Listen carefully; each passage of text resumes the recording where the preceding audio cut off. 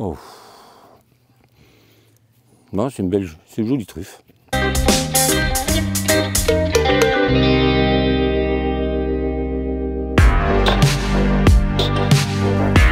ici.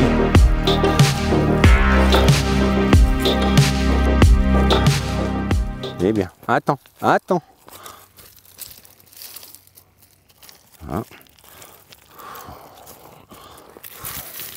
Tiens, elle est là, regarde. Elle est là. Tiens, voilà. Eh bien, Fifi. J'ai trouvé une mélano. Oh, bien mûr. On appelle le diamant noir la truffe. Pourquoi le diamant? Mais parce que le péridium, la peau, entre guillemets, est en forme de diamant. Pour l'INRA, on va dire, la truffe est un champignon souterrain,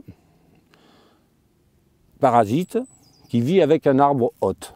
C'est vrai qu'on parle souvent du chêne truffier, le chêne vert, chêne blanc, hein, bien sûr, mais il y a le pin qui donne des truffes.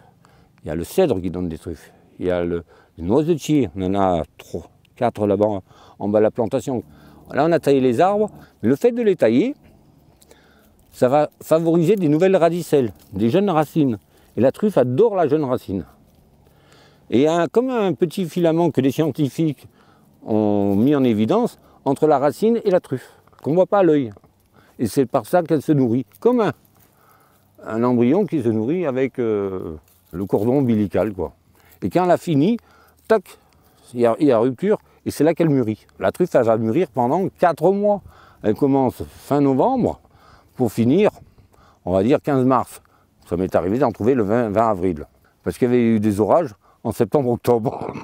Moi, je me rappelle très bien, les anciens me disaient, s'il pleut, tu feras un fond de panier de morille. S'il y a l'orage, tu feras 2 paniers de morille. Parce que ça permet l'éclosion des mycéliums, des mycorhizes aussi, et sa reproduction aussi. Hop, pas plus loin.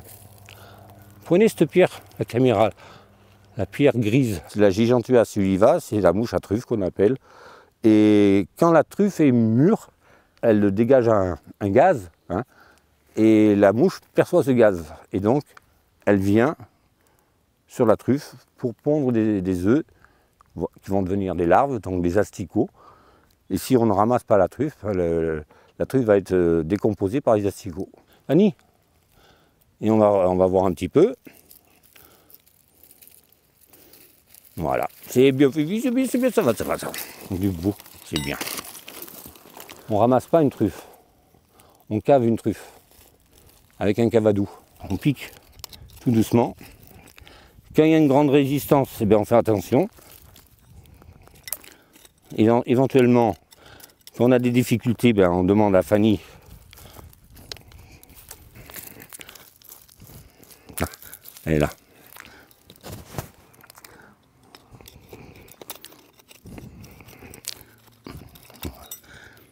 Oh.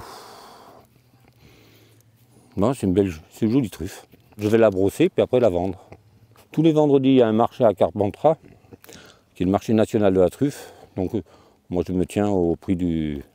Je suis ni plus cher ni moins cher. Là on est à 1300, prix au détail, on est à 1300 € le kilo. On a 70% de truffes en moins à peu près. Déjà l'année dernière c'était une mauvaise année, mais alors là, cette année c'est une très mauvaise année. Ces conditions climatiques ont fait que on a eu l'hiver dernier sec, un printemps sec et assez rapidement chaud. Et après, la chaleur en longueur. Et même en irriguant, ben, il faisait tellement chaud que l'eau s'évaporait et puis on n'a pas eu d'orage, quoi. Voilà. On n'a pas eu la foudre pour la truffe. Tiens, viens là. Regarde celui-là. C'est bien Fifi. Ouais, j'ai vu les mouches. Hop, tiens, en voilà une. 2.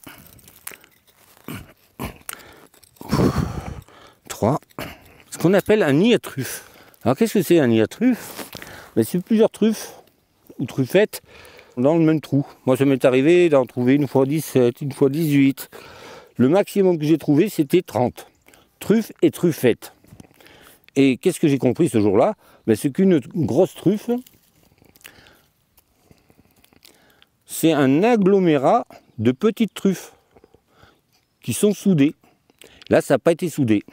C'est l'équivalent de cette truffe-là. C'est maigre Bon, après la truffe, il y a des jours où on y va, on va trouver 2 truffes, on revient la semaine d'après, on en trouve 20. Ça, je ne sais pas pourquoi. Je pense que c'est une histoire avec les étoiles. J'en ai aucune preuve, j'ai toujours pas compris. Ça fait partie du charme, hein.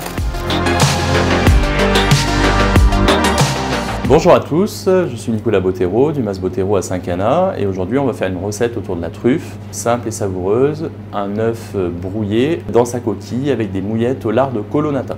Là on est sur des truffes noires, hein, la Melanosporum. C'est de la truffe du village, donc de la truffe de Saint-Cana. Quelques petits conseils déjà, quand vous achetez de la truffe, il faut que elle sente bon, hein, qu'elle ait un parfum agréable. Il faut qu'au niveau de la tenue, elle soit dure, hein, elle soit pas molle. Et puis au niveau de l'intérieur, il faut qu'elle soit bien noire. Alors en général, ce qu'on fait, c'est qu'on prend un petit couteau comme ça et on fait une petite entame, comme ça on la caniffe. Et vous voyez les veines bien blanches et puis surtout l'intérieur bien noir. Donc pour cette recette, on va l'éplucher. Ça va nous permettre d'avoir de la truffe hachée qu'on va mettre dans notre préparation. Alors on n'est pas obligé de l'éplucher, mais ça peut permettre de garder les épluchures pour faire un beurre de truffe par exemple ou une autre préparation. Et puis d'utiliser un peu la quintessence de l'intérieur pour une recette où on veut plus mettre en valeur le produit. Voilà, on découvre au fur et à mesure les jolies veines intérieures. Là on voit que la maturité est vraiment belle. Je l'utilise vraiment la truffe comme un assaisonnement, c'est-à-dire qu'elle va venir sublimer le produit. Il faut faire attention, c'est une truffe qui ne supporte pas trop la chaleur, si elle perd sa saveur à la chaleur. Donc soit on l'utilise en cru, ou soit on la met dans une préparation, mais sur une cuisson courte, ou plutôt à la fin de la préparation. On a épluché notre belle truffe, on va tout de suite faire les lamelles pour la présentation, avec d'une mandoline, on peut faire ça avec un petit couteau aussi. À l'aide d'un emporte-pièce, je vais venir faire un rond, hop, comme ça. Et là alors, la truffe hachée, moi je la fais avec une fourchette comme ça, plus qu'avec un couteau, parce qu'en même temps on l'écrase et donc ça va libérer toutes ses saveurs. La truffe avec du sucré, oui, notamment sur les fruits de saison. Moi j'aime bien travailler avec la poire parce que je trouve que l'ensemble va bien. Et après avec le poisson, avec les crustacés, avec les viandes blanches, avec les œufs notamment. Et puis tout ce qui est légumes d'hiver aussi, ça marche très bien. Le topinambour, le chou, la pomme de terre, ça s'accorde très très bien avec la truffe. Donc oui, il y en a pour tous les goûts. Donc nous, on a pris des œufs bio ici et on va faire notre petite opération avec le toc-œuf pour venir libérer l'intérieur. Donc on se positionne comme ça dessus, on fait un petit mouvement, hop, on voit ici la marque que ça fait et à l'aide d'un petit couteau, on va venir ouvrir comme ça et libérer notre œuf. Et on va se servir de la coquille comme contenant derrière. On a taillé tout simplement du pain de mie en mouillette, une poêle assez chaude. Je mets un petit peu d'huile avant le beurre, ça va permettre de monter le degré de fumée du beurre et donc d'aller un petit peu plus haut en température. On fait colorer un petit peu le beurre, on va mettre nos mouillettes directement dedans. Et là, si on veut quelque chose de pas trop gras, on va aller assez vite. Colorer d'un côté. Voilà, c'était l'histoire d'un aller-retour dans un beurre assez chaud. Et on va pouvoir passer à notre brouillade. Nos œufs, un petit peu de sel, beaucoup de truffes. C'est vraiment en fonction de si on aime le produit ou si on en veut un petit peu, beaucoup. On va démarrer presque à froid, hein. On va faire fondre encore un petit peu de beurre. On mélange nos œufs. On va mettre notre préparation et on va y aller tranquillement, sans chauffer par excès pour éviter la cuisson de l'œuf, hein. On veut que l'œuf reste vraiment crémeux. Donc ça, c'est une préparation qu'on fait au dernier moment. Et on peut aussi, si on a des invités à la maison, la préparer une petite demi-heure, une petite heure à l'avance, la garder dans une poche ou dans une boîte ou même dans la casserole un peu au tiède, puis la servir un petit peu plus tard.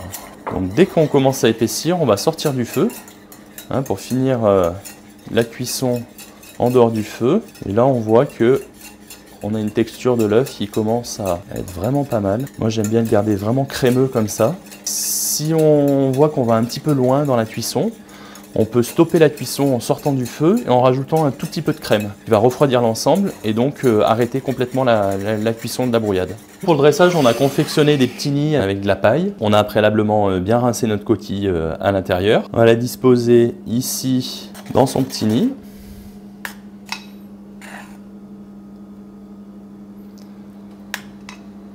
Et remplir notre œuf avec cette brouillade à la truffe.